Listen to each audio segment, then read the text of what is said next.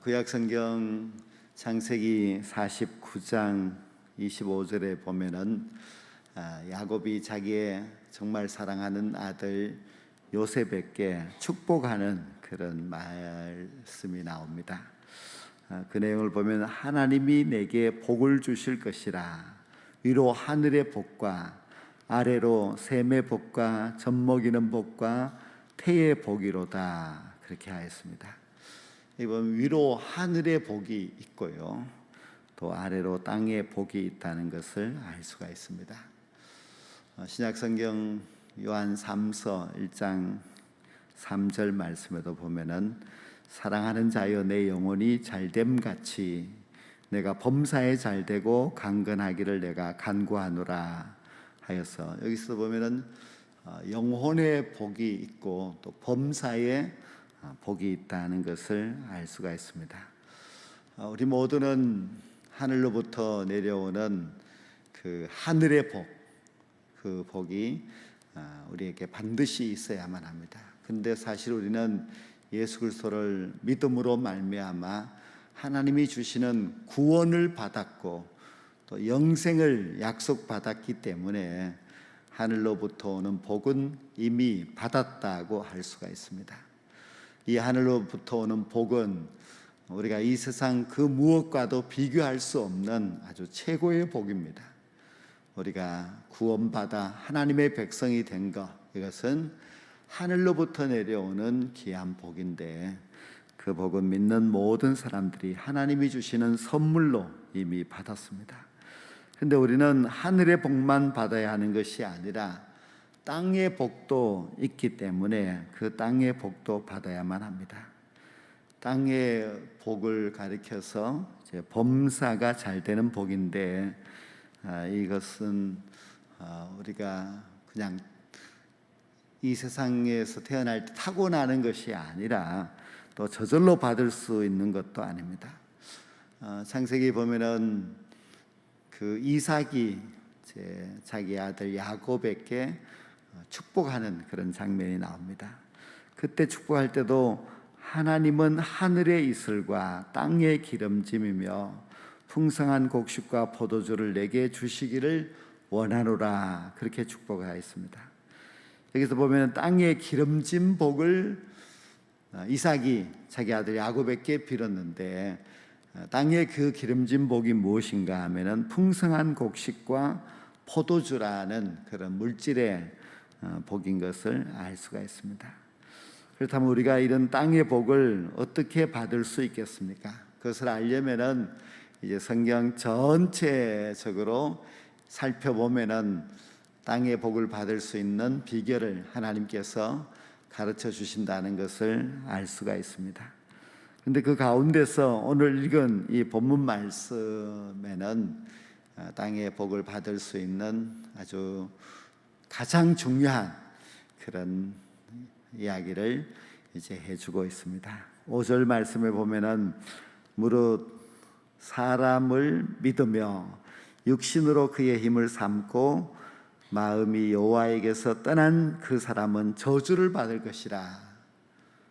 그래서 여기 5절에는 복을 받지 못하는 사람의 그 이야기를 해주고 있는데요, 왜 복을 못 받는가 하면은 사람을 믿고 육신으로 그의 힘을 삼고 있기 때문이며, 그리고 또 하나님을 떠난 사람이기 때문이라고 했습니다.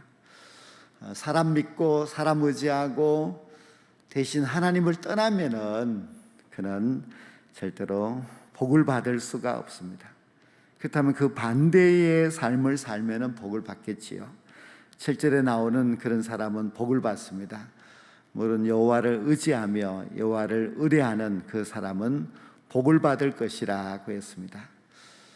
하나님을 의지하고 하나님을 의뢰한다, 하나님을 의지하고 의뢰하고 하는 것은 비슷하지만요, 그렇게 하나님을 의지하고 살아가는 사람은 복을 받는다, 그렇게 분명히 말씀하고 있습니다. 하나님을 의지하지 않는 사람, 즉 사람을 믿고 사람을 의지하는 그런 사람은 어떻게 되는가 하면은 사막의 떨기나무 같아서 좋은 일이 오는 것을 보지 못한다고 했습니다. 사막의 떨기나무는 항상 깡말라 있고 워낙 비가 오지 않기 때문에 모습 자체가 아주 보기가 그렇게 흉측하고 그렇습니다. 겨우겨우 그냥 살아가고 있는 그런 나무가 바로 사막의 떨기나무입니다. 그러나 그 반대로 하나님을 의지하는 사람은 어떻게 되는가? 물가에 심어진 나무와 같다고 했습니다. 물가에 심어진 나무는 그 뿌리가 강변에 뻗쳐 있기 때문에 더위가 온다 할지라도 두려워하지 않고 잎이 청청하고 또 가물어도 걱정이 없고 결실도 그치지 않는다 해서 그 뿌리부터 그 열매까지 모든 것이 아주 풍성하다는 것을 잘 보여주고 있습니다. 하나님을 의지하게 되면은 물가에 심어진 나무와 같은데 하나님을 의지하지 않고 하나님을 떠나버린 사람은 광야의 떨기나무와 같다 해서 두 그루의 나무를 가지고서 아주 정확하게 비교해서 하나님을 떠난 사람, 하나님을 의지하는 사람의 그 모습 또 그 결과를 잘 가르쳐 주고 있습니다. 우리가 땅의 복을 받는 사람이 되려면은 첫째는 하나님을 의지하고 또 무슨 일이 있더라도 늘 하나님을 의뢰한다고 하는 것, 하나님 앞에 기도하는 삶이겠지요. 그래서 하나님과 기도로서 고하고 의논하고 하나님의 말씀을 듣고 그렇게 살아가는 사람은 이런 복을 받게 된다고 했습니다. 그렇다면 복을 받으려면 하나님을 의지해야 하는데 하나님을 의지한다고 하는 것이 과연 어떻게 하는 것일까? 그것을 잠언 16장 20절에서 보여주고 있습니다. 삼가 말씀에 주의하는 자는 좋은 것을 얻나니 여호와를 의지하는 자는 복이 있느니라 그랬습니다. 여기서 말씀에 주의한다는 것과 여호와를 의지한다고 하는 것을 같이 연결시키면서 복이 있다 그렇게 말씀하고 있습니다. 그래서 여호와를 의지하는 그 삶의 구체적인 모습은 결국 하나님의 말씀에 주의하는 것입니다. 주의한다고 하는 것은 말씀을 비추어서 내 삶을 판단하고 말씀의 기준을 삼아서 그 말씀대로 또 살아가는 것을 말하는 것입니다. 그래서 상가 말씀에 주의하는 자는 좋은 것을 얻는다. 여호와를 의지하는 자는 복을 받는다. 그렇게 정확하게 가르쳐주고 있습니다. 우리가 복과 저주에 대하여서 가장 좀 상세하게 또 길게 그렇게 말씀하는 것은 신명기 28장에 나오는 말씀입니다. 신명기 28장은 무려 68절까지 있는 굉장히 방대한 아주 그런 한 장의 말씀인데 그 말씀에 보면은 처음에는 이런 사람이 복을 받는다. 나중에는 이런 사람은 저주를 받는다. 그렇게 길게 설명을 하고 있습니다. 근데 그 긴 말씀의 핵심은 무엇인가 하면은 하나님의 말씀에 순종하면은 이 모든 복이 내게 임한다. 또 반대로 내가 하나님의 말씀에 순종하지 아니하면 이 모든 저주가 내게 임한다고 했습니다. 그래서 이 모든 복도 쭉 나열하면서 설명하고 있고 이 모든 저주에 대해서도 길게 나열하고 설명하고 있는데요. 그것의 차이점은 바로 하나님의 말씀에 순종하느냐 순종하지 않느냐에 따라서 그렇게 복과 저주의 결론이 있게 된다는 것을 말씀하고 있습니다. 그래서 하나님의 말씀에 순종한다고 하는 것이 곧 하나님을 의지하는 것이고 하나님을 의지하는 사람들에게 임하게 될 그런 복은 아주 하나님께서 분명하게 구체적으로 그렇게 신명기 28장에서 가르쳐주고 있습니다.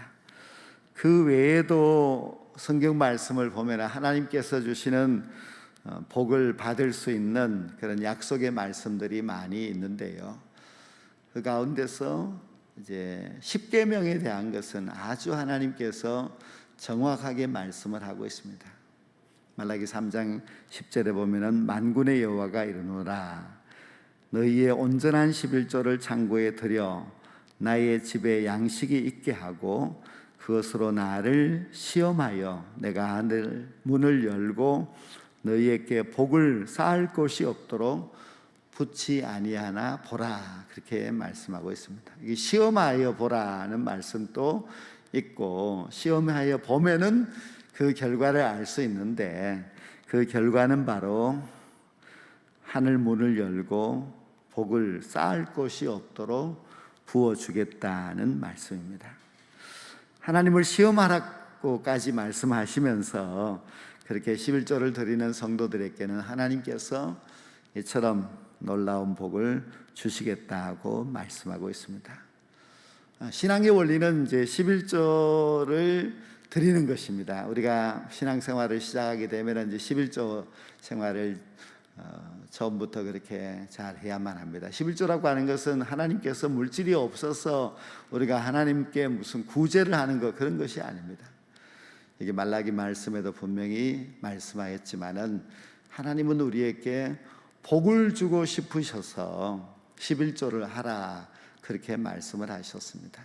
그래서 하나님은 10의 1조를 구분하는 사람은 하나님을 기억하는 사람, 하나님의 말씀을 지키려고 하는 사람이기 때문에 그 사람에게는 그보다도 더 수천 배의 그런 복을 허락하여 주십니다. 그래서 우리가 복을 받으려면은 11조 생활을 해야 한다는 것을 우리 신앙인들은 꼭 기억을 해야 됩니다.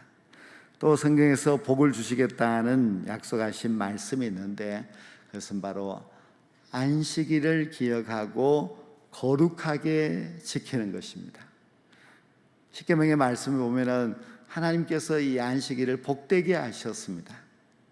그래서 우리가 세상에서 살아가는 6일 동안 또 물론 열심히 살아가야 하지만은 그것만 열심히 산다고 해서 복을 받는 것이 아니라 복 주신다 약속하신 거룩한 날에 우리가 하나님 앞에 예배를 드림으로써 복을 받을 수가 있습니다.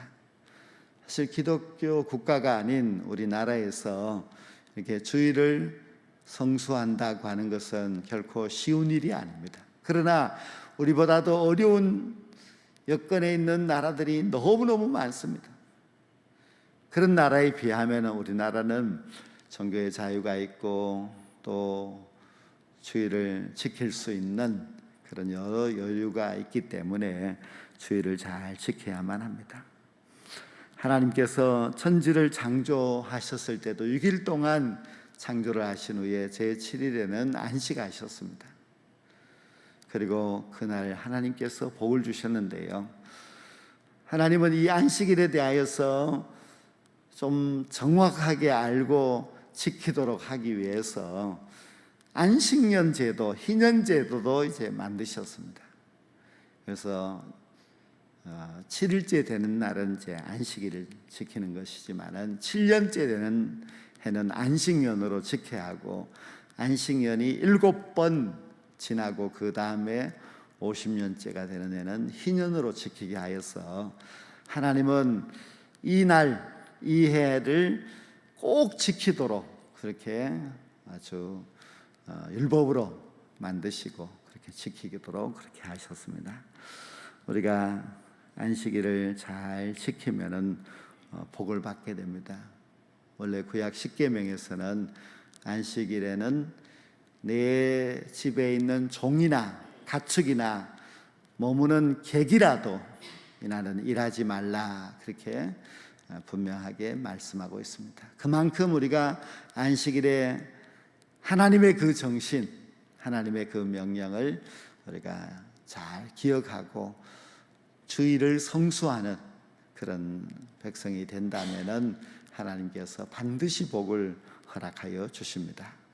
또 한 가지 더 말씀을 드린다면은 성경에서는 손대접하는 사람, 또 구제하기를 좋아하는 사람은 복을 받는다고 했습니다. 예수님께서도 친히 말씀하시기를 받는 것보다도 주는 것이 더 복되다, 그렇게 말씀을 하였습니다. 우리 사람들은 다 받는 것이 복되다고 생각하는데 사실 줄 때에 더 기쁨이 충만합니다. 기쁨이 충만하다는 것은 그만큼 복이 된다는 뜻이지요. 그래서 받기보다는 주는 사람이 되어야 하고 주는 삶을 더 기뻐할 수 있어야만 합니다. 구약 성경 신명기의 법에도 보면 레위인 나그네 고아 과부를 대접하면 하나님께서 내 손으로 하는 모든 일에 복을 주시리라, 그렇게 약속하는 말씀을 볼 수가 있습니다. 창세기에서 보면은 아브라함도 나그네를 대접하다가 보니 그 나그네들이 천사였습니다. 그래서 천사를 대접하는 것이 되었고, 그리고 아브라함은 복을 받게 됩니다. 우리가 어려운 이웃을 보고 도와주는 것은 이 땅에서 물론 복을 받는 일이지만은 그 일은 하나님의 나라에 가게 되면 상으로 받는 일이기 때문에 우리가 이 땅에서 나그네 또는 가난한 사람들, 또 우리의 구제의 대상자들을 잘 돌아보고 도와주는 것이 얼마나 큰 축복인지 모릅니다. 이처럼 성경은 하나님께서 우리에게 복을 약속하셨고, 특히 우리 믿는 성도들이 땅의 복도 받기를 원하고 계십니다. 그래서 우리는 하늘의 복, 신령한 복을 받았으니까 이제 됐다 할 것이 아니라 하나님이 약속하신 땅의 복을 받아서 누릴 수 있어야 하는데요, 그 땅의 복은 바로 이렇게 하나님이 말씀하시는 것을 우리가 잘 기억하고 그 말씀을 잘 지켜 행하면은 하나님께서 반드시 복을 주십니다. 하나님을 의지하고 살아가는 그 삶이 참 복된 삶이고요, 하나님의 말씀을 또 주의하고 살아가는 것도 우리가 복을 받을 수 있는 길입니다. 그리고 더 나아가서 11조의 생활, 주일 성수의 생활, 그리고 어려운 사람들을 도와주고 구제하며 살아가는 그 삶은 보너스의 복까지 받을 수 있는 그런 너무나 귀한 축복의 말씀입니다. 그래서 하나님의 명하신 이 말씀을 잘 지켜서 이 땅에 사는 날 동안에도 우리가 하나님이 내리시는 그 귀한 복을 받아 누리고 살아갈 수 있는 복된 우리 모두가 될 수 있기를 간절히 축원합니다.